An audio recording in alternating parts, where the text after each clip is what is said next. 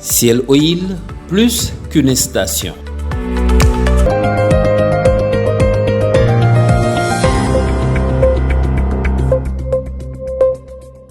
Heureux de vous retrouver, mesdames et messieurs. Merci de nous rester fidèles. Vous êtes bien sûr à Sunu Kaddu TV, studio Mame Fatim Diop, la presse du jour. Le président de la République, Bassirou Diomaye Diakhar Faye, au rythme des forces armées, qui barre la une du quotidien national Le Soleil, qui nous apprend que la semaine des forces armées s'est conclue par une marche de plus de 5 km menée par le chef de l'État. Un moment fort de cohésion et de mobilisation à l'approche des Jeux Olympiques de la jeunesse Dakar 2026.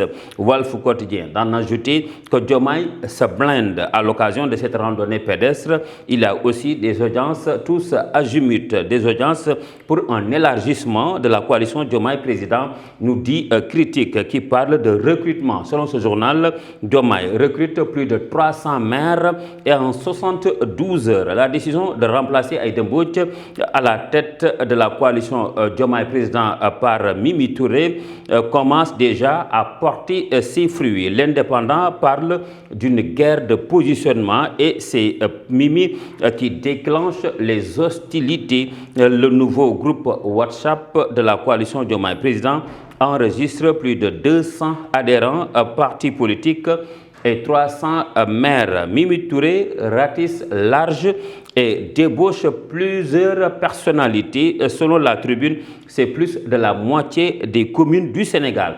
Le journal du groupe des médias barre à sa une Diomaye depuis Sonko et Macky. Ce journal nous apprend également que peur d'être limogé par le président de la République, certains ministres, DG et PCA sont dans un silence assourdissant.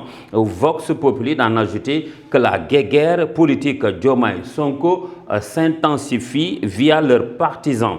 Une zizanie dans la mouvance présidentielle. De l'autre côté, le DG de la CDC, Fadilou Keïta, appelle les pastéfiens à préparer la candidature de Ousmane Sonko en 2029. En tout cas, pour l'évidence, Diomaye déroule son projet de transhumance, un repli spirituel qui interroge dans un silence total. Et Point Actu confirme, mais parle de proches de Sonko en mode de défiance. À la une de ce journal, Le Quotidien, pour le Quotidien, c'est un Diomaye sans voix dans la réconciliation nationale.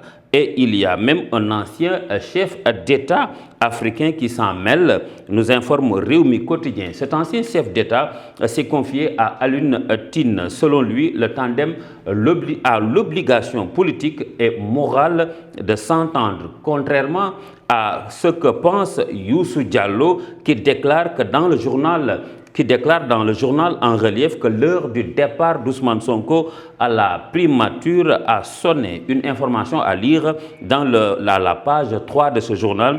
Autre information à lire dans l'enquête, c'est à propos de la gestion des dossiers judiciaires. Ce journal nous apprend que les magistrats prennent la parole face aux critiques. Ils défendent leur rôle et leur légitimité constitutionnelle. C'est une réponse de l'Union des magistrats du Sénégal à Sonko, nous dit l'informé. Ce journal nous replonge dans les propos de Cheikh Ba. Selon le président de l'UMS, la seule alternative à la justice, c'est les machettes et les fusils. Nous ne soutenons personne.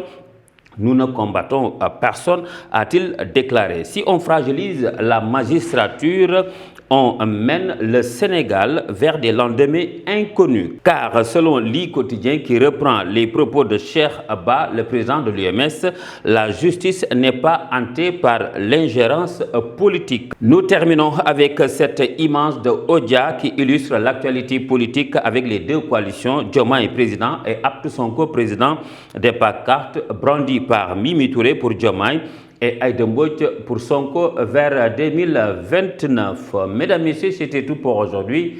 Merci d'avoir suivi. Rendez-vous demain. D'ici là, portez-vous bien en compagnie des programmes de Sunu Kaddu TV. Au revoir.